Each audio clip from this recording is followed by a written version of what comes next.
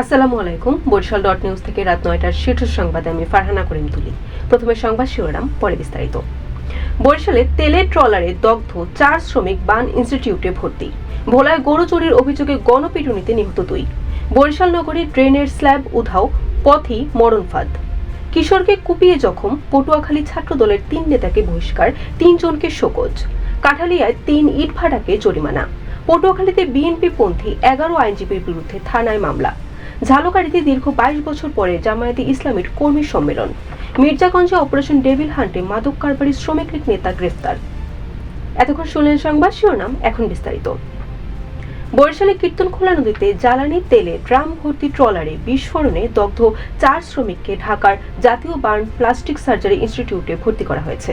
বুধবার রাত ১২টার দিকে তাদের বার্ন ইনস্টিটিউটে নিয়ে আসা হয়। এর আগে সন্ধ্যায় বরিশাল নগরীর ৩০ গোডাউন সংলগ্ন নদীতে এই ঘটনা ঘটে। ভোলার তজুমউদ্দিন উপজেলার সোনাপুর এলাকায় গরু চুরির অভিযোগে গণপিটুনিতে ২ জন নিহত হয়েছেন। বৃহস্পতিবার ভোরে উপজেলার সোনাপুর ইউনিয়নের ৭ নম্বর ওয়ার্ডে এই ঘটনা ঘটে। বরিশাল নগরে প্রধান সড়কগুলোর পাশে রয়েছে ড্রেনের উপর নির্মিত ফুটপাত। তবে নজরদারির অভাবে ফুটপাতের বেশিরভাগ অংশই অবৈধভাবে দখলে থাকছে অসাধুদের।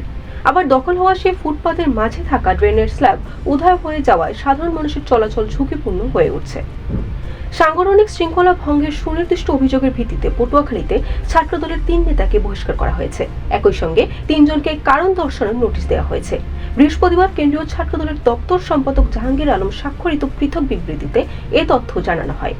ঝালকাঠির কাঠালিয়ায় ৩ ইটভাটাকে ১.৫ লাখ টাকা জরিমানা সহ ৫ ইটভাটাকে বন্ধ করার ঘোষণা করেছে ভ্রাম্যমাণ আদালত। পরিবেশ অধিদপ্তরের ছাড়পত্র ছাড়া অনুমোদনহীন ভাটা স্থাপন করে জ্বালানি হিসেবে কাঠ ও ড্রাম চিমনি ব্যবহারের অপরাধে এই দণ্ড দেওয়া হয়।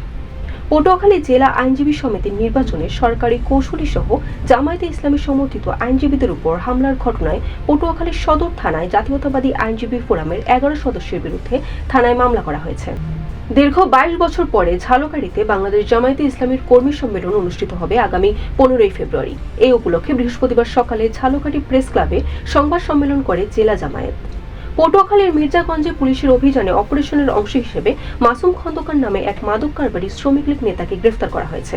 বুধবার উপজেলার দেউলি গ্রাম থেকে তাকে গ্রেফতার করা হয়। Barishal dot news.